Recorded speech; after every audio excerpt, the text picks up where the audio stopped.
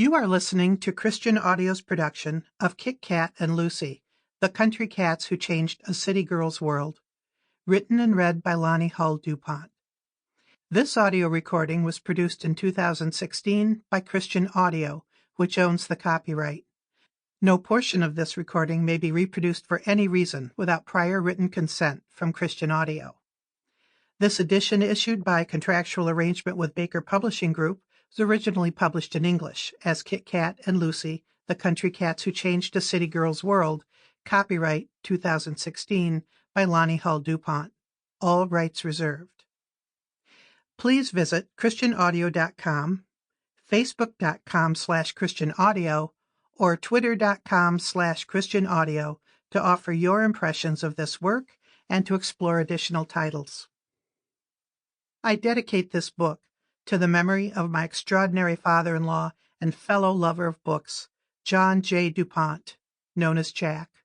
I miss you, and I wish I could have handed this book to you. To my lovely mother-in-law and fellow catwoman, Joan M. DuPont, you have treated me like one of your own from the moment we met, and I love you.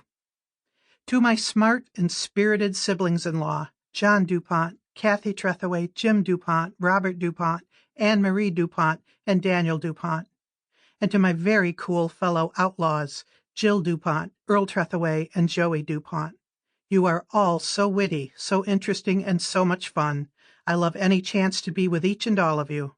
And especially to my wonderful husband, Joe DuPont, who travels this road with me and never fails to make me laugh. I am so grateful for your unwavering love and support.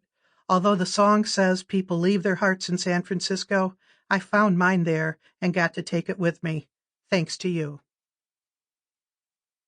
Prologue. There are only two ways to live your life. One is as though nothing is a miracle. The other is as though everything is a miracle. Albert Einstein.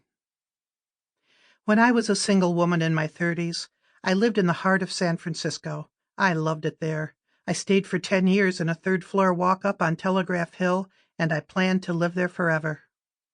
This was the North Beach District, a handsome and historic Italian neighborhood, flanked by Chinatown and the Bay.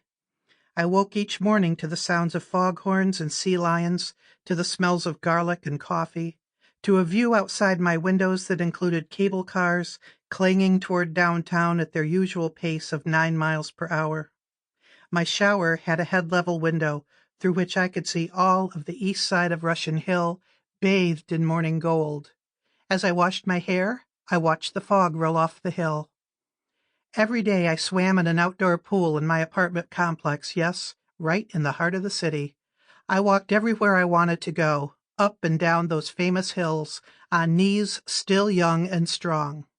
I was a poet who gained some local reputation in that mecca for poets. I made interesting, lifelong friends.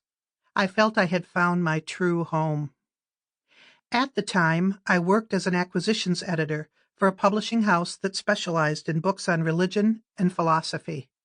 Committee meetings where we decided what to publish were always lively, although often in these meetings we didn't necessarily know much about one another's area of expertise. One of the editors at these meetings presented projects in an area I didn't understand and even thought was a little weird. To be honest, I seldom had a clue what he was talking about, though he certainly was passionate about it. And I'm ashamed to admit I often mentally zoned out during his presentations. One day, as he presented with his usual intensity, I had begun making a mental grocery list, until the editor said something that broke through and caused me to look straight at him. I don't recall the context, but he said, "We've lost our connection to the land. We've lost our connection to the animals." For me, this statement was startling and true. I recognized its truth in my heart immediately. I actually started to ache inside as I sat in that conference room. I had lost my connection to the land. I had especially lost my connection to animals. I didn't realize until that moment how much I missed having animals in my life. I was raised in rural southern Michigan on what had been the family farm. My ancestors homesteaded it in 1835, and we lived in the very house they built. My mother was born in front of the fireplace, and my nephew and his family live there today. I used to sleep by a corner window in my bedroom, tucked into the weather, you might say. Sample complete. Ready to continue?